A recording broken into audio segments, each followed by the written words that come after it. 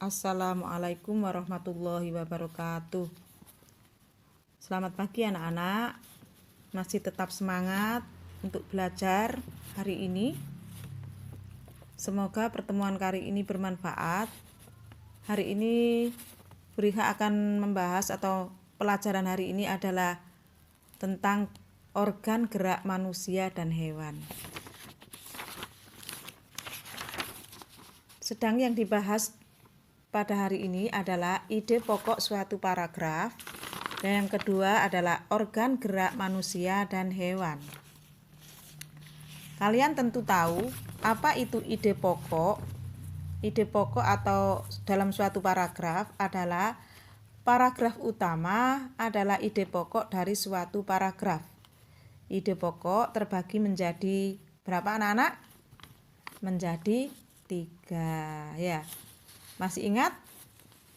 Yang pertama atau yang ke-1 adalah paragraf deduktif, adalah paragraf utama yang terletak di awal kalimat.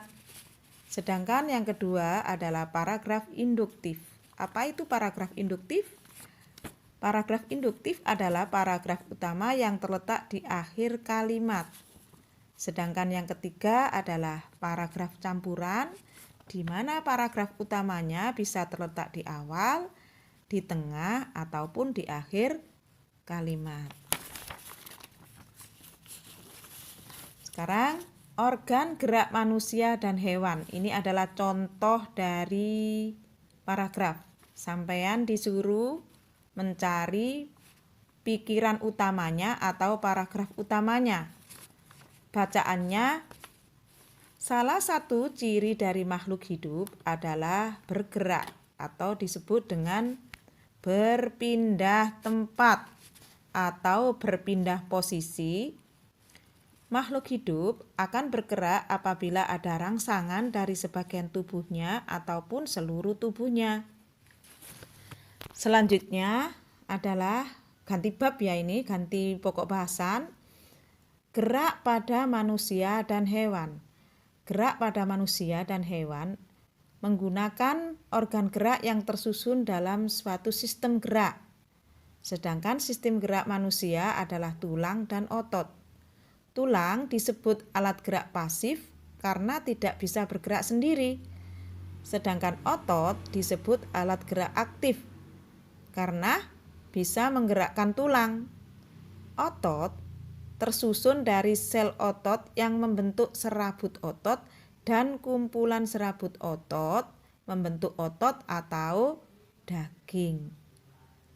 Jadi, daging itu terbentuk dari kumpulan serabut otot-otot. Paham ya? Sedangkan fungsi tulang sendiri, yang pertama adalah tempat melekatnya otot. Otot itu melekat pada tulang. Yang kedua, pelindung organ dalam tubuh. Nah, kalau tidak ada organ atau tidak ada tulang, tubuhmu tidak ada tulang, organ tubuhmu tidak terlindungi. Yang ketiga, membentuk rangka tubuh. Tubuh kita bisa berdiri tegak itu juga karena tulang. Salah satunya adalah karena tulang. Kalau tidak ada tulang, mungkin ngelimbruk. Tahu ngelimbruk? Tidak bisa berdiri. Sedangkan yang keempat adalah pembentukan sel darah merah. Pembentukan sel darah merah itu adalah keempat fungsi tulang. Selanjutnya, fungsi otot sendiri itu apa? Yang pertama adalah menggerakkan tulang. Tulang itu bisa bergerak karena ada otot. Makanya otot disebut alat penggerak aktif karena bisa menggerakkan tulang. Yang kedua adalah mempertahankan postur tubuh atau posisi tubuh. Yang ketiga, mengatur saluran dalam sistem tubuh. Saluran apa? Mungkin kalian bertanya seperti itu. Saluran darah. Ya, kalau tidak ada otot, darahnya mau dialirkan kemana? Nah, karena ada otot, jadi saluran darah itu bisa tersalur ke sistem tubuh. Yang ketiga adalah mengatur suhu tubuh. Maksud saya yang keempat, mengatur suhu tubuh. Selanjutnya, organ gerak hewan. Sekarang kita ganti bab lagi, tadi manusia, sekarang hewan. Hewan juga mempunyai organ gerak. Burung bisa terbang karena mempunyai organ gerak. Nah, organ gerak pada hewan terbagi menjadi dua. Apa itu? Hewan vertebrata dan yang kedua adalah hewan avertebrata. Apa itu hewan vertebrata? Hewan vertebrata adalah hewan yang bertulang belakang. Sedangkan hewan avertebrata adalah hewan yang tidak mempunyai tulang belakang. Selanjutnya, ini adalah contoh hewan vertebrata. Yang pertama adalah apa itu? Apa itu? Kambing, ya, atau embek, kalau sampean nyebut embek. Kambing adalah sejenis hewan mamalia, bergerak menggunakan 4 kakinya, 2 kaki di depan dan 2 kaki di belakang. Yang kedua adalah kelinci. Kelinci juga merupakan hewan vertebrata. Kelinci bergerak dengan 2 kakinya, 2 kaki yang pendek dan 2 kaki belakang yang panjang untuk melompat. Yang ketiga adalah katak atau disebut juga dengan hewan amfibi. Amfibi bergerak dengan 2 kaki, 2 kakinya di depan dan 2 kaki di belakang yang lebih panjang, di mana sendi di kaki memudahkan untuk melompat. Jadi kaki katak itu berbentuk seperti itu atau panjang seperti itu, yang belakang panjang itu karena fungsinya adalah apa? Tadi untuk melompat. Yang ketiga, 4 adalah jenis Pisces atau ikan atau Pisces. Bergerak menggunakan apa anak-anak? Iya, menggunakan sirip dan ekornya. Nek kate menggok, ekore ya melok menggok, siripnya tetap bergerak ya. Terus dan ikan bernafas dengan insang. Yang keempat adalah jenis reptilia. Iku nang kuno ana contone reptilia itu apa? Kadal ya. Kadal bergerak secara melata, menggunakan tubuhnya yang lentur karena tersusun dari ruas-ruas tulang. Ya. Sing kelima, 6 ya. Keenam adalah jenis aves atau burung. Hewan yang bisa terbang, memiliki bulu yang menutupi tubuhnya dengan alat berupa kaki dan sayap. Alat geraknya adalah kaki dan sayap. Selanjutnya adalah hewan avertebrata atau invertebrata.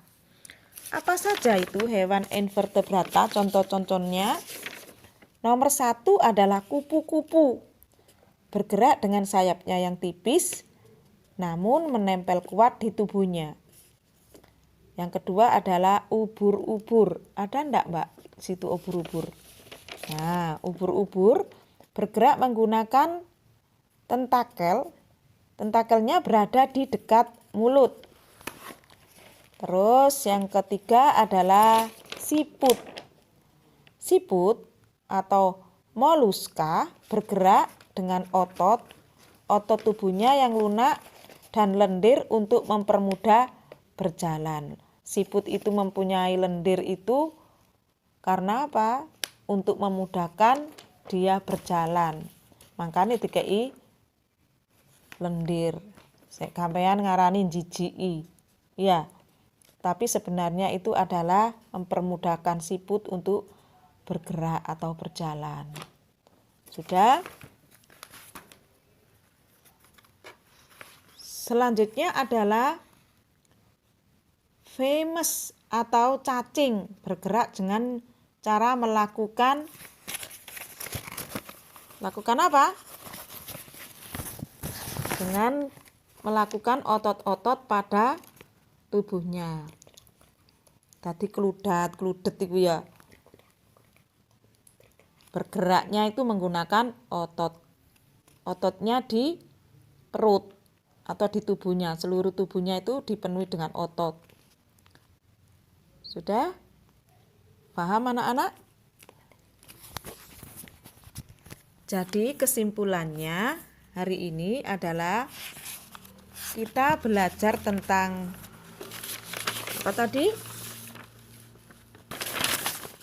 Belajar tentang organ gerak pada manusia dan hewan serta mencari ide pokok dalam suatu teks atau mencari paragraf utama dalam sebuah teks. Sudah nggih? Paham nggih? Nanti untuk tugasnya akan saya kirimkan lewat WA semua, WA-nya anak-anak ya, atau lewat HP-nya anak-anak. Tugasnya nanti saya kirimkan. Udah? Dari Bu Riha saya akhiri sampai di sini. Nanti sesi pertanyaannya lewat pesan suara atau lewat chat bisa ya. Yang tidak mengerti tolong nanti bisa bertanya. Di akhir ini saya ucapkan selamat siang. Selamat siang apa selamat pagi nih anak-anak? Masih pagi ya, selamat pagi. Tetap semangat belajar. Assalamualaikum warahmatullahi wabarakatuh.